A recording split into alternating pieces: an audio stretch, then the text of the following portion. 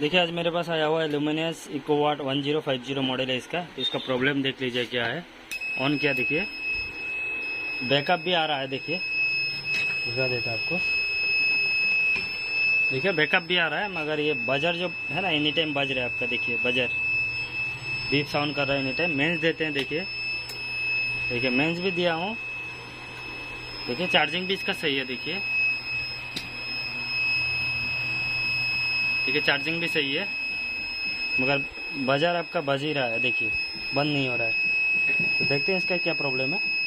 ये बाजार का प्रॉब्लम देख लीजिए कहाँ से होता है। ये आपका जो पैनल जो ऐसी लगा हुआ है, देखिए 74HC 595D, ये ऐसी से होता है।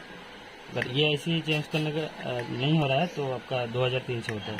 तो हम लोग पहले फर्स्ट टाइम इसको चेक कर लेंगे। ज़्यादातर इससे ही होता है, ये आपका पैनल ऐसे से होता है।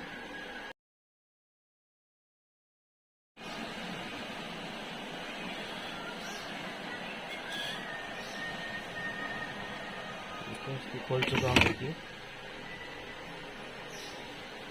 तो देखते हैं, अभी हम ऑन करके देखते हैं। देखिए क्या अभी बजर आ रहा है कि नहीं। देखिए हम डीसी ऑन करके देख लेते हैं। ये देखिए नेगेटिव, देखिए अभी बजर नहीं है, बजर चला गया। ठीक है, तो अभी हम इसको नया लगा लेंगे ऐसे।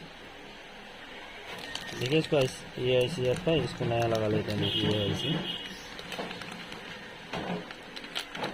ये इसका ऐसे है। तो हम लोग इसको बिठा लेते हैं।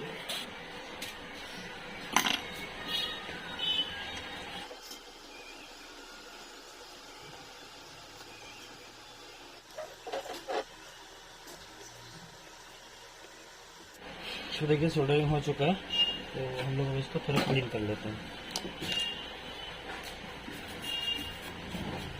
ऑन करते हैं। देखिए अभी क्या हो रहा है देख लेते हैं। नेगेटिव, देखिए अभी बजर चला गया।